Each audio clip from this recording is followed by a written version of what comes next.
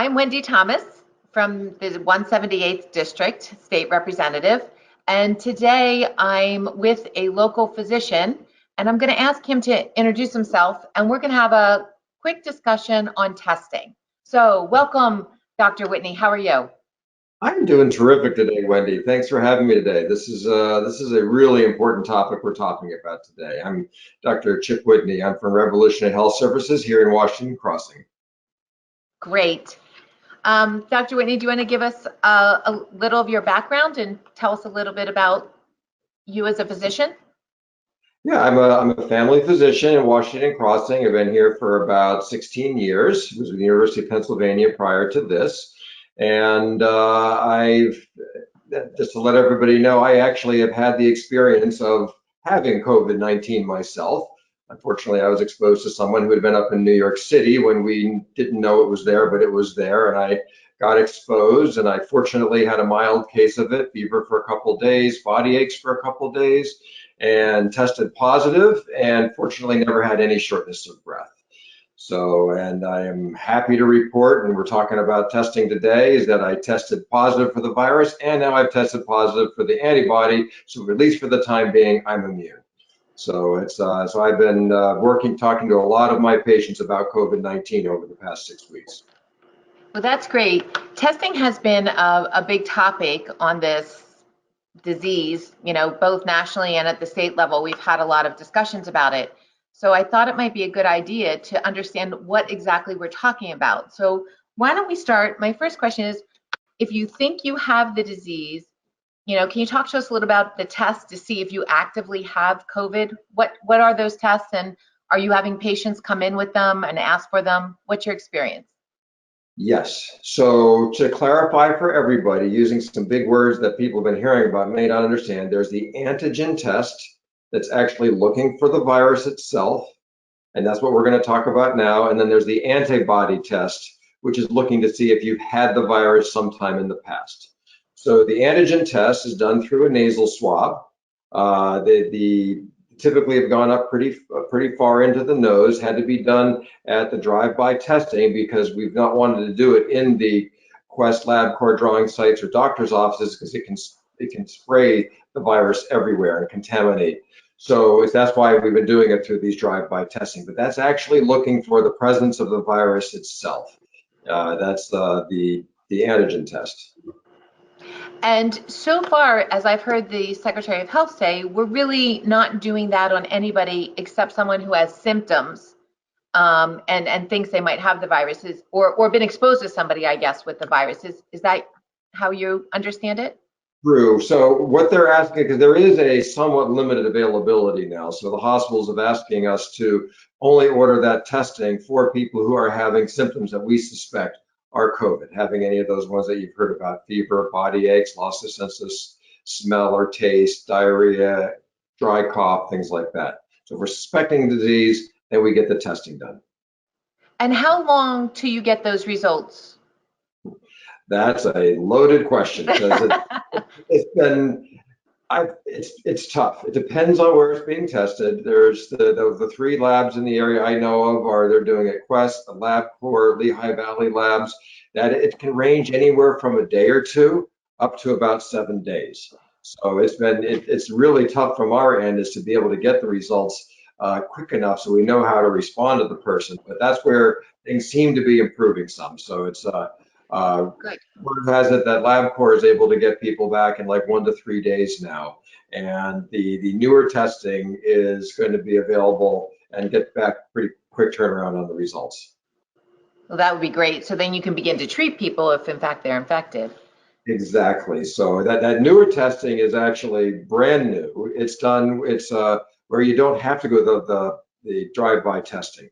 So was it last week, I believe it was, LabCorp was approved. It's the only lab so far that's been approved by it, where what we can do is I can order a test for you.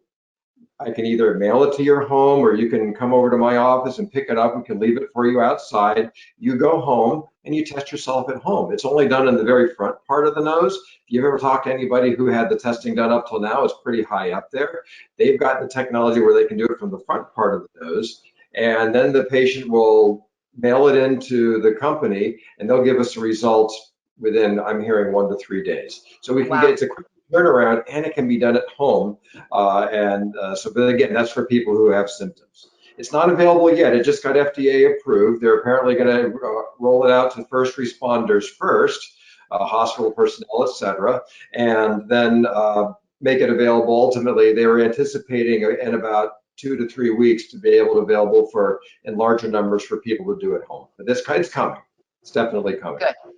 That's great news, something to look forward to. And I think we can all understand why first responders and healthcare workers would be first. And then hopefully here in Bucks County, our long-term care facility workers would also be in that mix, because I know Dr. Damster has been saying, we've seen a lot of the virus in our long-term care facilities. So Yes. why don't we move on? Why don't you talk to us about the antibody testing? Is that available? Have you seen it? What do you think of it?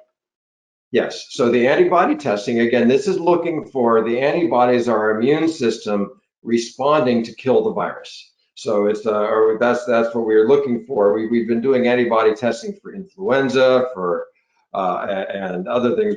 And that's how we tell if someone's been immune to measles or other things. So, but it's looking at your immune system response. So now, one thing to understand, and you've been hearing about this in the media, that your immunity doesn't last forever. Like, I'll use me as the example. I was very antibody positive when I did my testing. So I, at the moment of time, can be pretty presumed to be immune. That it was not going to be a false positive test, meaning that the test said I was immune, but I wasn't. I had the virus, I feel better, etc. But we don't know how long I'm going to be immune. So that's one thing for everybody to understand, whatever type of antibody testing. Then there's two types of antibody testing done on different platforms. One is the finger prick test that you're hearing about.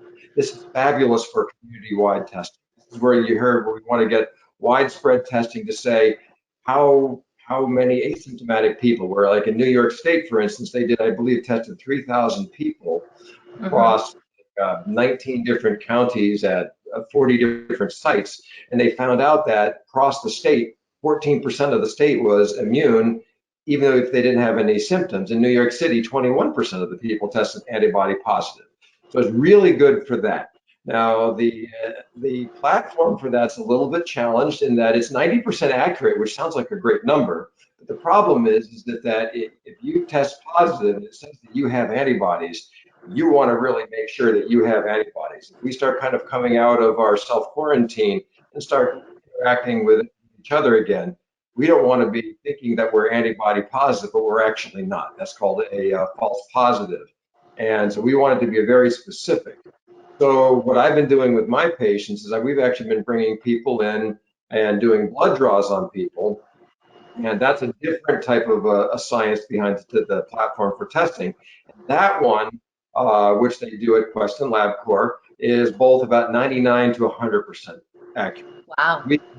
So if somebody's coming in and being antibody positive, we can rest assured that they are for the time being antibody positive. Again, we don't know how long, but we can say that they are likely protected for the time being.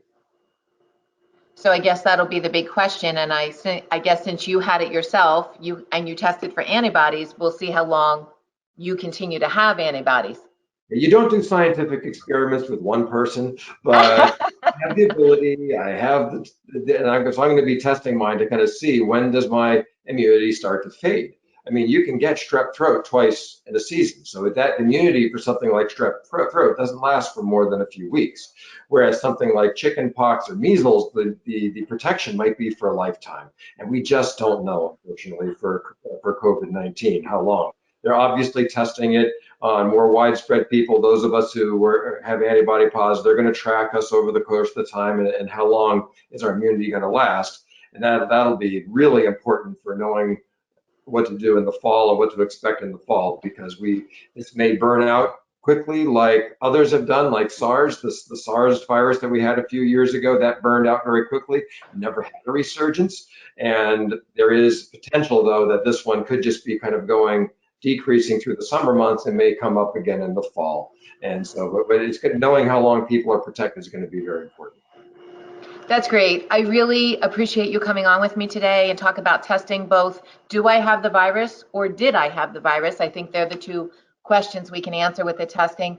It's really helpful to get a good understanding of what those tests are and how available they are. So thank you for joining me today, and I look forward to talking to you soon. My pleasure. Good talking to you.